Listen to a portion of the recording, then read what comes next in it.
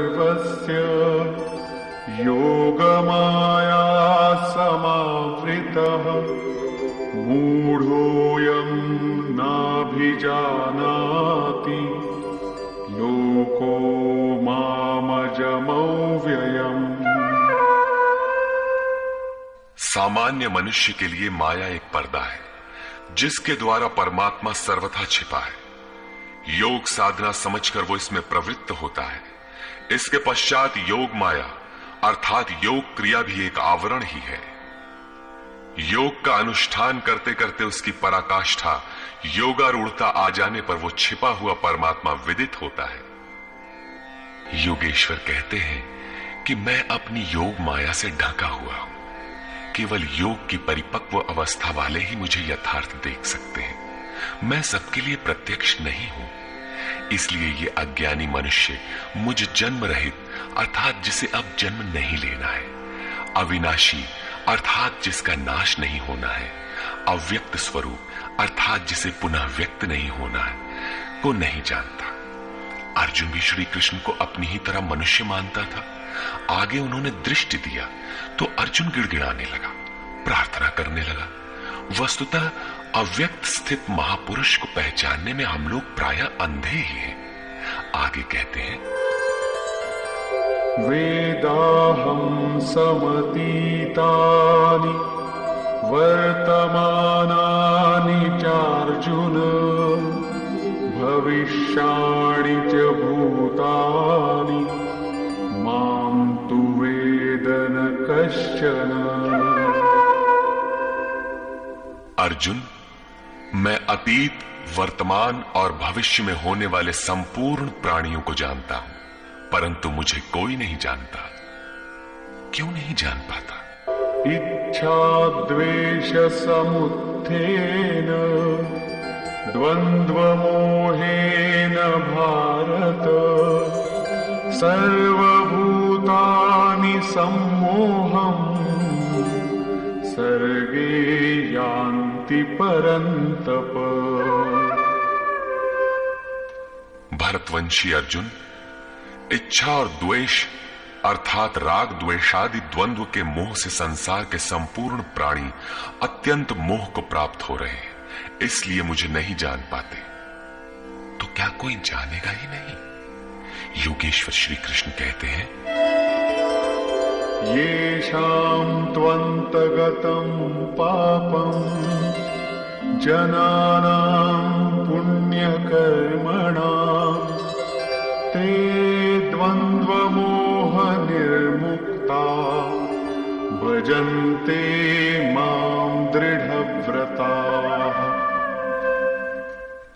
परंतु पुण्य कर्म अर्थात जो संस्कृति का अंत करने वाला है, जिसका नाम कार्यम कर्म, नियत कर्म, यज्ञ की प्रक्रिया कहकर बारंबार समझाया है, उस कर्म को करने वाले जिन भक्तों का पाप नष्ट हो गया है, वे राग द्वेषादि द्वंद्व के मोह से भली प्रकार मुक्त होकर व्रत में दृढ़ रहकर मुझे भजते हैं। किस लिए भजते हैं?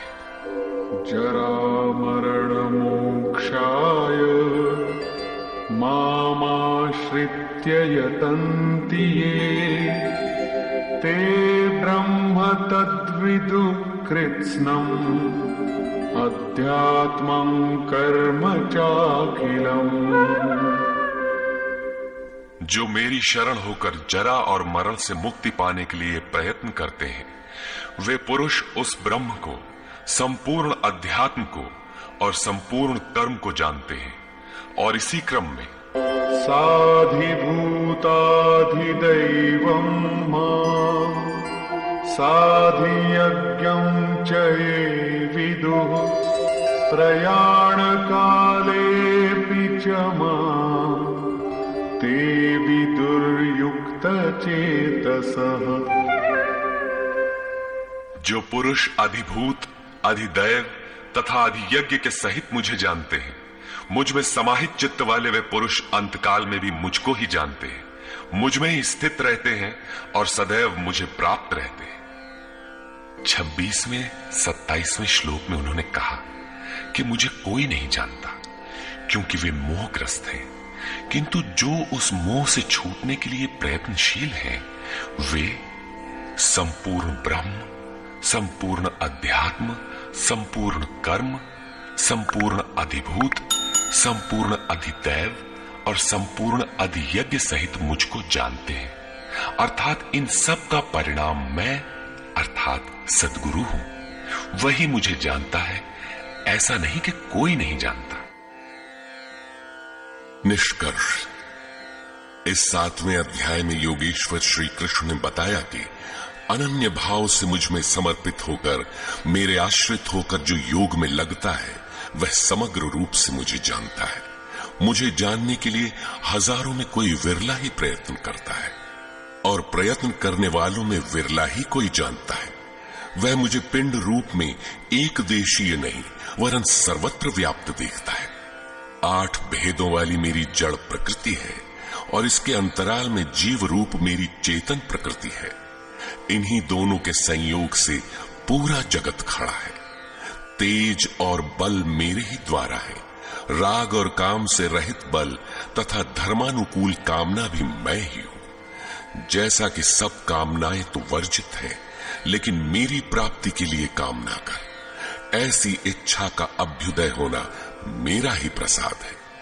केवल परमात्मा को पाने की कामना ही धर्मानुकूल कामना है। श्री कृष्ण ने बताया कि मैं तीनों गुणों से अतीत हूं, परम का स्पर्श करके परम भाव में स्थित हूं। किंतु भोगासक्त मूढ़ पुरुष सीधे मुझे न भजकर अन्य देवताओं की उपासना करते हैं, जबकि वहां देवता नाम का कोई है ही नहीं। पत्थर, पानी, पेड़, जिसको भी वे पूजना चाहते हैं, उसी में उनकी श्रद्धा को मैं ही पुष्ट करता हूं। उसकी आड़ में खड़ा होकर मैं ही फल देता हूं, क्योंकि न वहां कोई देवता है, न किसी देवता के पास कोई भोग ही है। लोग मुझे साधारण व्यक्ति समझकर नहीं भजते, क्योंकि मैं योग प्रक्रिया द्वारा ढांका हुआ हूं। अनुष्ठान करते करते योग माया का आवरण पार करने वाले ही मुझ शरीरधारी को भी अव्यक्त रूप में जानते हैं, अन्य स्थितियों में नहीं। मेरे भक्त 4 प्रकार के हैं: अर्थार्थी, आर्त, जिज्ञासु और ज्ञानी। चिंतन करते करते अनेक जन्मों के अंतिम जन्म में प्राप्ति वाला ज्ञानी मेरा ही स्वरूप है। अर्थात अनेक जन्मों से चिंतन करके उस भागवत स्वरूप को प्राप्त किया जाता है। राग द्वेष के मोह से आक्रांत मनुष्य मुझे कदापि नहीं जान सकते, किंतु राग द्वेष के मोह से रहित होकर जो नियत कर्म अर्थात जिसे संक्षेप में आराधना कह सकते हैं का चिंतन करते हुए जरा मरण से छूटने के लिए प्रयत्नशील हैं, वे पुरुष संपूर्ण रूप से मुझे जान लेते हैं। वे संपूर्ण ब्रह्म को, संपूर्ण आध्यात्म को, संपूर्ण अधिदैव को, संपूर्ण कर्म को और संपूर्ण यज्ञ के सहित मुझे जानते हैं। वे मुझ में प्रवेश करते हैं और अंतकाल में भी मुझको ही जानते हैं, अर्थात फिर कभी वे विस्मृत नहीं होते। इस अध्याय में परमात्मा की समग्र जानकारी का विवेचन है। अतः तत्सदिति श्रीमद्भगवद गीता सूपनिषत्सु ब्रह्म विद्यायाम योग शास्त्रे श्री कृष्णार्जुन संवादे समग्र बोधानाम 7मोऽध्यायः।